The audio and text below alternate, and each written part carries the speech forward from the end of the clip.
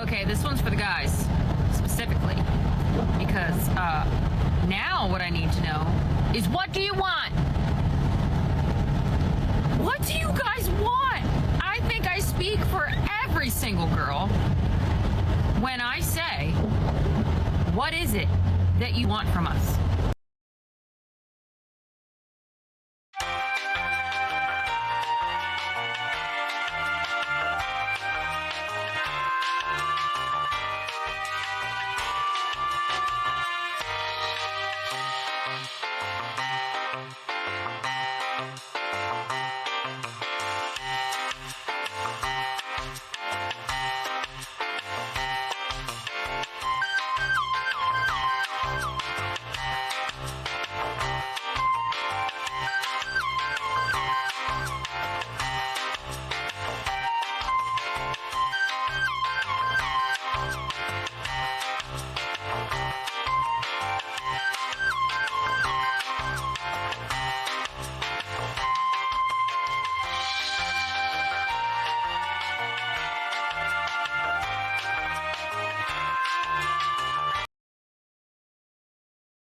How do I raise my self-worth? How do I get my self-worth high? What do I have to do? I'm about to tell you. One answer to that is absolutely nothing. There's nothing you have to do to increase your worth because your worth has always been there. It's always been high. You've always been valuable. You're inherently worthy. You were born worthy. Are you serious?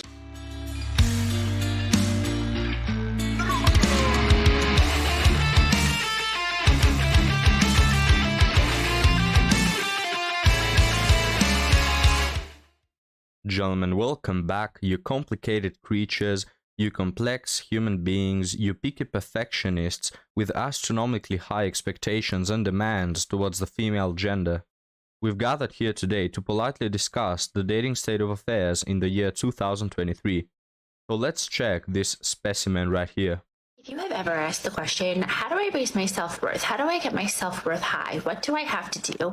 I'm about to tell you. One answer to that is absolutely nothing. There's nothing you have to do to increase your worth because your worth has always been there. It's always been high. You've always been valuable. You're inherently worthy. You were born worthy. Unfortunately, for so many of us, we have been through shit along the way that has caused us to feel less than. We've been through situations. We've had people in our lives who've just constantly tried to push us down and make us feel like we aren't good enough. All right, so this lovely lady right here is saying that, women, angelical beings, the closest to God you can get, but unfortunately, the big bad man of this planet, the demons basically, have sold them the idea that they are not God's gift to the earth. And of course, this creates a problem because they are inherently perfect and admirable and they can't accept anything less. They themselves, women, are so perfect that having those high standards and expectations towards life is not bad on itself. The bad thing comes when you don't expect that. You see, when as a woman, you don't expect to get with the top 1% of men, when you don't expect everything to happen easily and smoothly and according to your own beliefs and demands, that is the problem, when you don't believe that that will happen. So you see women's charming imperfection.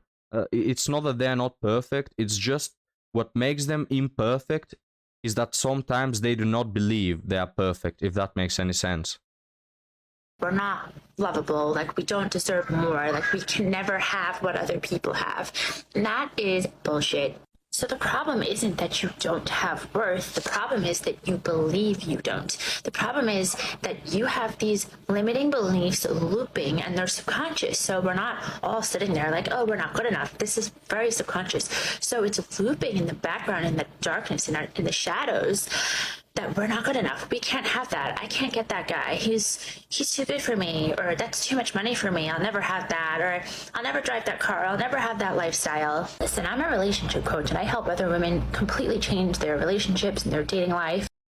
And she's a freaking dating coach. Pathetic. guys, I can't think of anything worse than being a dating coach in 2023. It's not even a profession. It's not like being a psychologist where you actually study, you take exams. No, everyone is a dating coach just because they write those words on their Instagram bio. I can be a dating coach. I might as well start every video saying, hey guys, dating coach here, going to fix your life and make it the best. But by far, from all the dating coaches I've covered, this has to be, again, by far the worst one. The most entitled, stupid, narcissistic one I've ever covered, the furthest from the truth.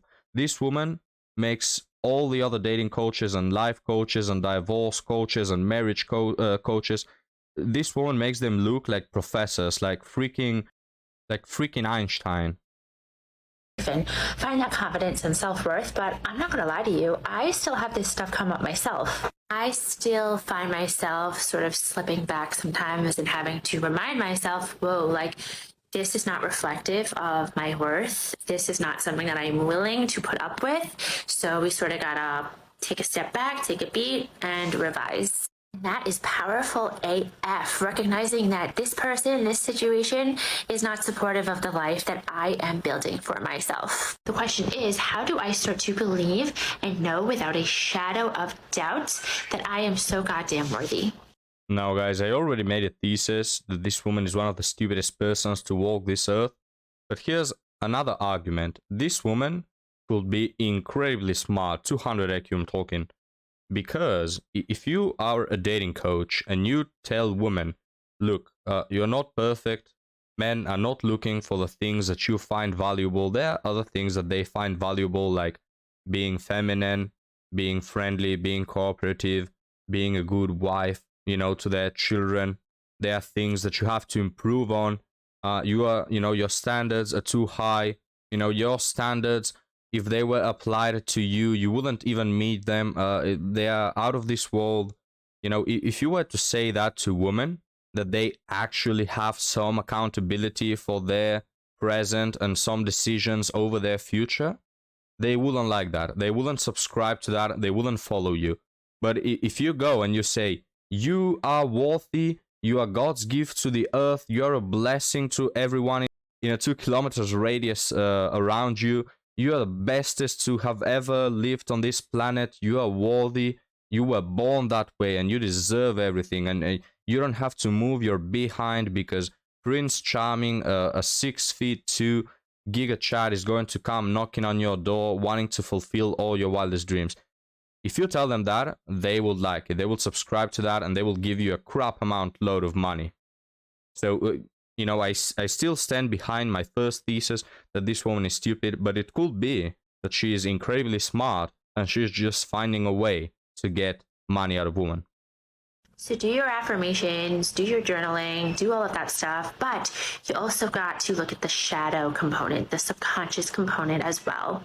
Because so much of the time, these beliefs are very subconscious and they are living in the shadow, the part that you have not yet connected with. I used to date really shitty men who didn't choose me and I felt like I had to prove myself to them. Why? Where did that come from? Why did I feel like I had to prove myself to them? I'm going to explain it to you, even though I'm not a licensed dating coach.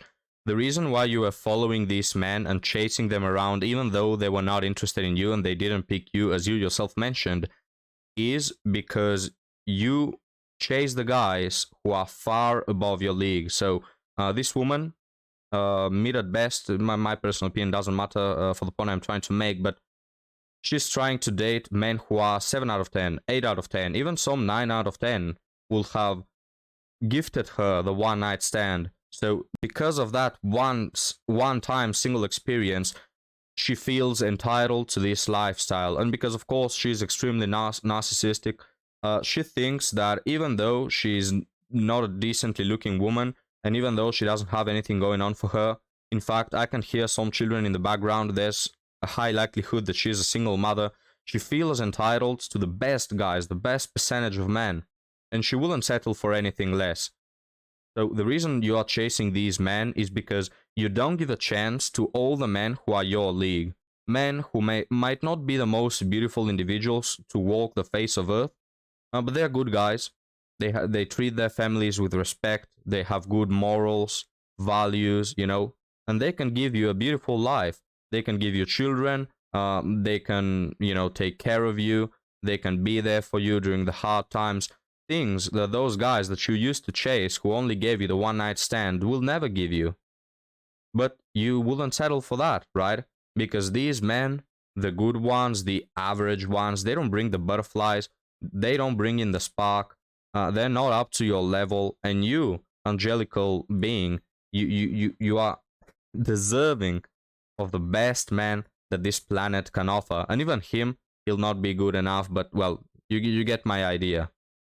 This is the reason why you chase them, because of your high standards. And this is the problem that women have created with their many options, with the many dating apps, with this whole societal culture of kissing women's behinds and telling them that they are deserving of everything and that they are special. This is the problem that we've created. Women are hypergamous, they date up, they will not settle for anything less than an 8 out of 10, 9 out of 10, even if they are a 5. Let's continue. Why did I continue chasing them even though I knew that they weren't right for me? Because I didn't believe in my own worth, that I needed somebody else to tell me that I was worthy. And that's no way to live. So it's time to start breaking these beliefs down. Where do they show up in your life? Where in your life are you keeping yourself small because you don't believe that you can go to the next level? You already have worth. Just clear through the shit that's preventing you from stepping into it fully. Alright, so according to this woman, the reason for her chasing the guys who are clearly out of her league is not because she's entitled and narcissistic, but because she's not entitled enough. The reason why she wasn't able to keep those chads that just wanted to have some fun on a Tuesday night is because she didn't understand and fully value her worth. Interesting, gentlemen. Well, that's a really good take to close this video with. So leave me your thoughts in the comments, gentlemen. What do you think about this? Why do you think that this poor and lovely 10 out of 10 woman wasn't able to find her Prince Charming? And I'll see you next time, guys. Have a good one.